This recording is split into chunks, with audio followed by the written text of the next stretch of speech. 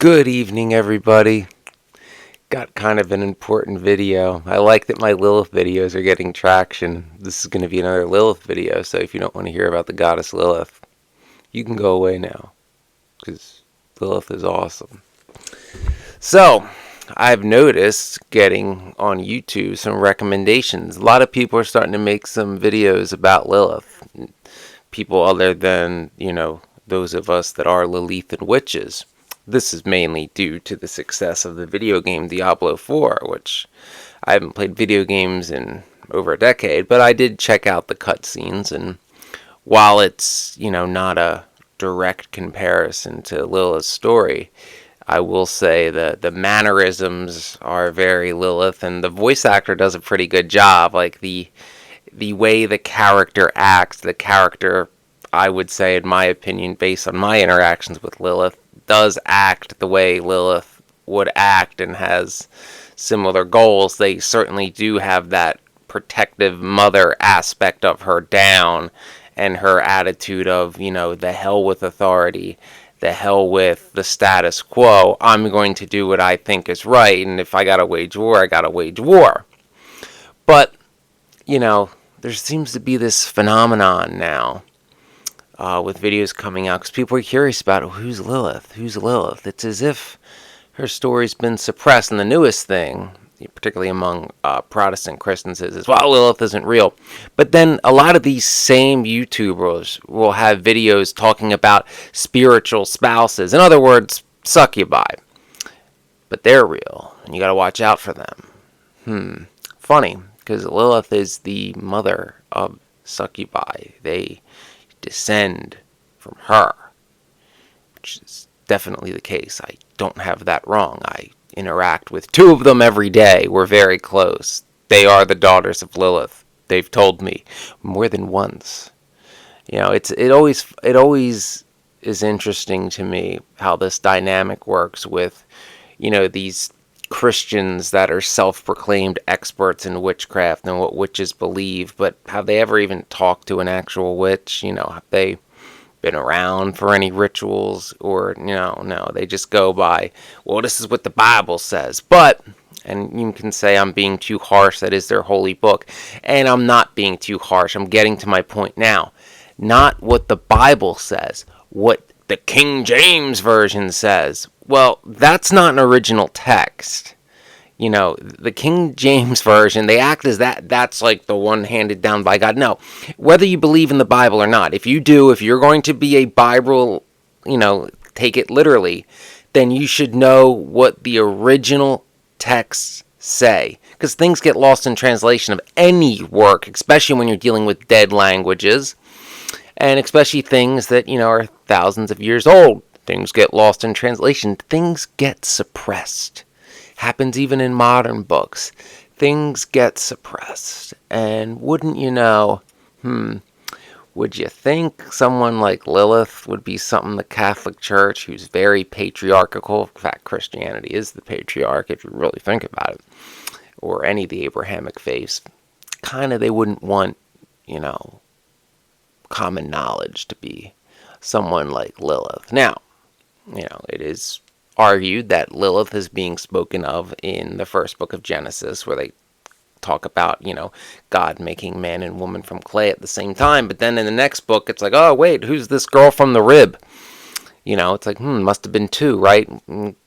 Protestants will say, oh, no, that's just going into more depth. It's a summary. So you told a story, now you're going to tell it again.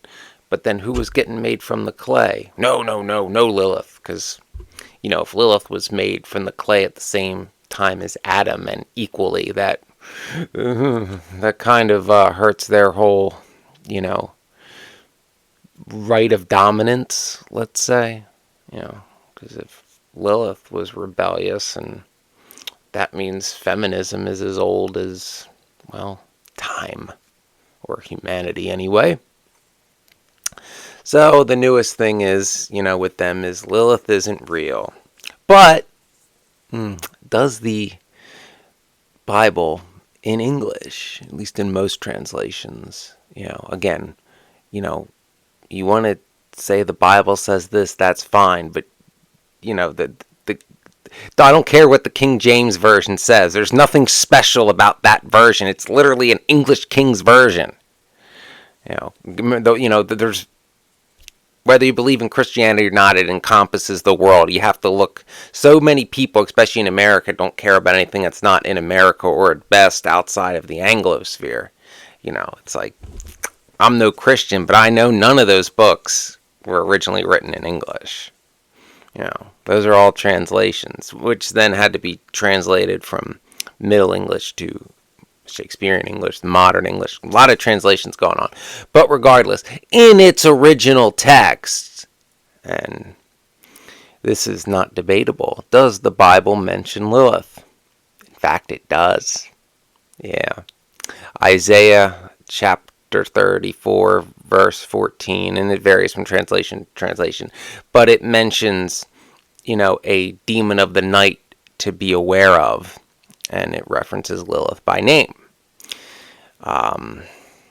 Jewish scholars don't deny this. Jewish scholars, for the most part, don't deny her existence at all. In fact, they fear her. A lot of ultra-Orthodox communities still create talismans to put in with newborns to ward off Lilith. Not that, Lilith's going to prey on random newborns, but it depends on what the father did in his past. What did he do to other women to deserve the wrath of Lilith? Anyway, so there's, that. But there is this weird thing, especially, like I said, the Catholics, they pretty much acknowledge she exists, but they're like, don't talk about her. There's clearly some fear going on there, which, they have right to fear. But if she's not real, then why are you afraid? And if she's not real, then that means the succubi aren't real, which is her children. So why do you fear them and blame them for messing up marriages? Oh, it's not his fault. The succubus made him do it. Succubus don't make you do nothing, usually. And they don't just show up. You kind of have to invoke them. You have to open the door for them to come. They don't just show up willy-nilly. They're, now, there's a couple rogue, vengeful type ones that teach some men a lesson, but that's a topic for a different video. However, yes, there is this weird thing then, and then the Christian community will be like, well, that's a Jewish myth, and Judaism has nothing to do with Christianity. Really? Really? That whole Old Testament thing where it started, Jesus was Jewish, Moses, and all that stuff. I have never understood that. A little off topic, but the disconnect to Christians that they have no connection to Judaism, when in fact Christianity is not a new religion. It was originally intended to be a reformation of Judaism, Second Temple Rabbinical Judaism, and of course, if they believe Christ is the Messiah, then that would make it the fulfillment of Judaism, right? Checks out. So, but there's this disconnect from Jewish myth. It's like, if you're Christian, Jewish myth, at least pre-Christ, is also your myth, because that's their holy book. That's the Torah. And, pre-Christ, there were no Christians. They were Jewish. If you were worshiping the God of Abraham before Christ, you in fact were Jewish. And then you get to them saying things like, oh, Lilith was invented only 100 years ago. Really? Because there were cults of Lilith mentioned in the Middle Ages that are fairly well documented, particularly among groups of Jewish women seeking to escape the oppression of their communities at that time. But also, even Orthodox rabbinical scholars will reference that the oldest surviving text that mentions the story of Lilith is called the Alphabet of Ben Sira, which the one that they found dates from the 2nd century BC. So 200 years before Christ. Undoubtedly, we have the archaeological evidence that there was the story of Lilith and her being Adam's first wife. That was written, before Christ. So it goes back quite a ways.